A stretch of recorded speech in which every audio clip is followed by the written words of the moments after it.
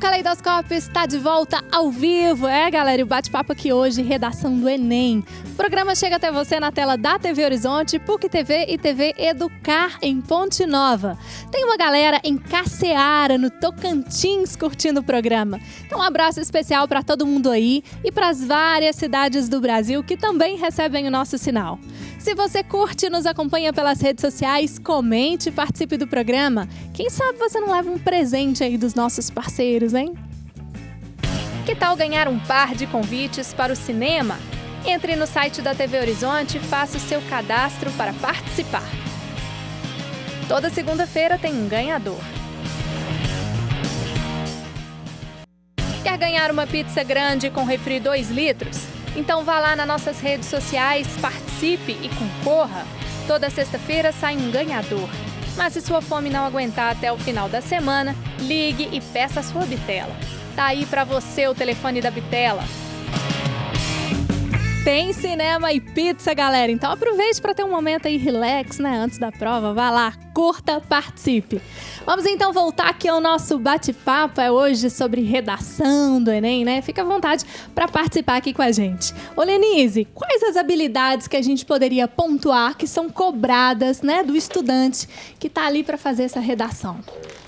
Com certeza, a capacidade dele de argumentar, de ter um bom vocabulário, de conseguir organizar o texto de maneira coerente e de argumentar de uma maneira também bastante interessante, fora um pouco daquele tema, daqueles apoios, daqueles textos de apoio que vem na redação. Então, eu acho que é importante que o estudante, né, ele possa prestar bastante atenção nisso, porque isso vai ser colocado como avaliação para ele na correção. Opa, tá tudo bem aqui. Só um susto, gente. Ao vivo é assim mesmo. E para você, Denise, o que você destacaria assim, dessas habilidades, né, que o estudante tem que ter no momento aí na confecção dessa redação? No Enem, o aluno é avaliado em 5 competências. A média nacional do ano passado, a competência que os alunos tiveram uma nota pior, foi na proposta de intervenção. Porque no Enem é obrigatório que o aluno faça uma proposta, apresente soluções para o problema que o tema vai dar. Quanto mais detalhada for essa proposta, mais chance da nota alta, de uma nota alta ele tirar, da nota de excelência, que seria 200 nessa competência. Então, eu acredito que, assim, para se destacar realmente na redação, ele deveria treinar muito a proposta de intervenção.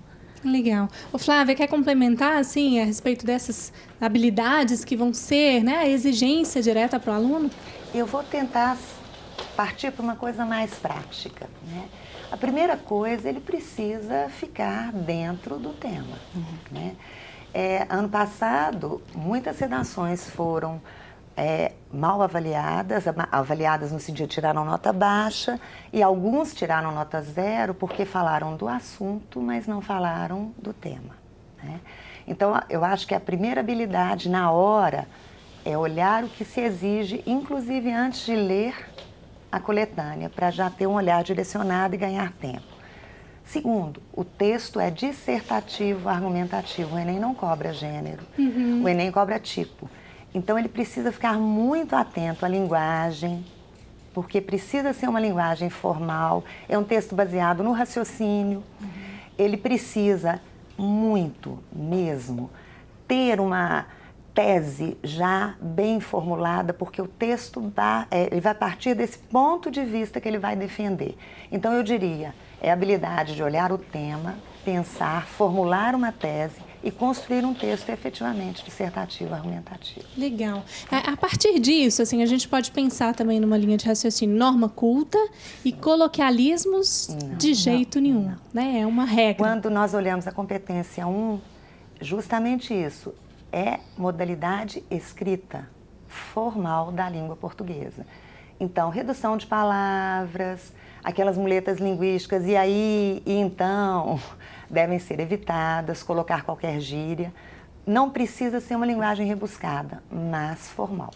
Então aí, moçada, ó a dica, hein? Ó, moçada de jeito nenhum, hein? Na prova do Enem, redação de jeito nenhum. Vamos então para algumas perguntas, né? Nossa equipe foi aí às ruas para ouvir alguns estudantes. Vamos lá. Eu queria saber se na hora de fazer o rascunho da redação, se a gente faz o esqueleto falando o que quer falar, ou já faz direto para já passar a limpo. E aí, essa é uma boa pergunta, né, para a questão da administração do tempo. E tem muito estudante que tem dificuldade com isso, não só do desenvolver aquele raciocínio, até para lidar com o tempo. E aí eu queria ouvi-las. Vamos lá. Eu acredito que seria bom que ele lesse a proposta de redação logo no início, né, tentasse fazer um rascunho, mas se afastasse desse texto um tempo. Nós não conseguimos identificar tudo que é necessário corrigir no texto quando nós começamos essa revisão assim que terminamos o texto. Nós vamos preencher todas as lacunas que ficaram. Então, eu diria o seguinte: leia primeiramente a proposta, fique inteirado do tema, leia a coletânea para mostrar um pouco mais esse recorte. Alguns fazem esquema, outros fazem rascunho. Faça o rascunho e vá fazer outras questões. Depois de um tempinho, volte e corrija o texto. Legal. Quer complementar? Eu penso que o esquema é uma forma muito adequada de organizar o tempo, porque se ele leu a proposta, ele tem conhecimento daquele assunto, daquele tema, então ele tem que entender qual vai ser o argumento que ele vai construir. Então, o esquema, ele vai ajudar ele a dimensionar como vai ser organizada a estrutura do texto. Então, ele pensa no argumento, como ele vai colocar, e eu penso que a partir desse esquema, ele consegue desenvolver e mais ou menos, porque eles têm também uma questão de espaço. São 30 linhas, né, para escrever a redação. Então, eles têm que pensar, por exemplo, quantos parágrafos vão ser construídos na primeira parte do argumento, depois no desenvolvimento, depois no final. Então, penso que o esqueminha, ele ajuda bastante. Legal. Denise, o que você observa, assim, muitos estudantes utilizam o rascunho ou por não usarem o rascunho até pode comprometer ali o resultado final, porque rasura não é permitido também. Na verdade, o aluno pode fazer pequenas rasuras, mas não é recomendável. Se precisar, no momento de emergência, coloca a palavra que você errou dentro do parêntese e faz um risco só, sem fazer aquele colorir a palavra toda e borrar o texto. Isso dificulta a leitura para o corretor depois. Eu acho que o rascunho é muito importante e acho que é mais importante ainda começar o texto pela redação, com uma leitura atenta da proposta. Mesmo que você, durante a prova, depois, antes de passar a limpo, mude de ideia, é importante começar pela redação por uma questão de administração do tempo. Porque a prova de redação não tem como chutar, não tem como correr. Você tem 30 linhas para preencher. Então, acho que é importante o aluno ir preparado para esse momento. E a própria prova também pode contribuir aí na questão do argumento do aluno, né? Ele pode tirar ideias, ele pode ser, de certa forma, influenciado ali pelo resto da prova, né, Flávia? Com certeza. Pode. Agora, ele tem que tomar um cuidado, porque existe uma regra na correção do Enem que ele não pode copiar trechos da proposta ou reduzir-se a eles e também das questões da prova. Então, pode vir uma inspiração, mas é uma inspiração mesmo, não como plágio, uma tempestade cerebral, mas ele não pode. Porque senão ele zera, né, a redação. Pode. Legal. Bom, vamos ouvir mais uma pergunta? Vamos lá, ouvir outro estudante aí com a sua pergunta para a redação. Eu gostaria de saber se durante a correção da redação do Enem, a imparcialidade ela acontece, pois tem alguns temas que são muito delicados e às vezes a pessoa que está escrevendo fica com medo da opinião do corretor. Legal, mais uma questão aí. E então, podemos contar com essa imparcialidade? Com certeza. Sim. Os corretores, eles são treinados para ler o texto pensando em todos os pontos de vista que se pode ter sobre a questão. Então, vai aparecer alunos contra, alunos a favor. Não é importante o ideal que você está defendendo, desde que você não fira os direitos humanos, que esse é um outro critério para zerar a redação. O importante é como você organiza suas ideias e como você passa elas para o papel. Legal, muito bom. Gente, vamos dar uma refrescada agora com música? Vamos lá de mais uma? Gênero musical aqui hoje, surf music, estamos numa onda praiana, né? Que dá um relax na coisa, não é isso? Essa música se chama Bem Longe. Bem longe, então. Mais Vamos lá, assim. então. Colocar um clima praiano em Belo Horizonte, agora com Cabana no Caleidoscópio.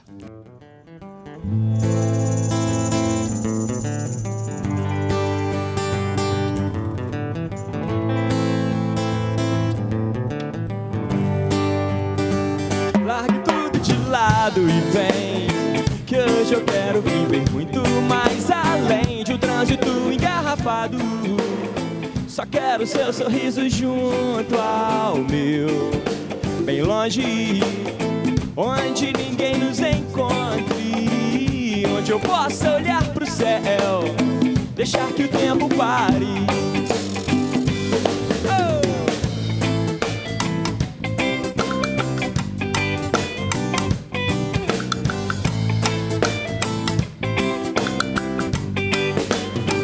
Largue tudo de lado e vem, que há muito tempo não sentia tanta paz. Você apareceu e tudo se encaixou, como a mais linda poesia de Moraes.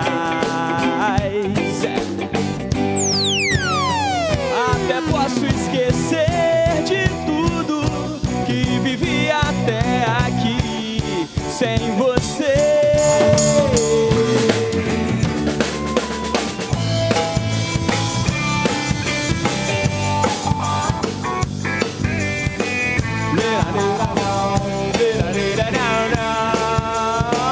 Largue tudo de lado e vem. Se a luz do dia se for, que tal se a gente simplesmente só deixar as estrelas nos guiar?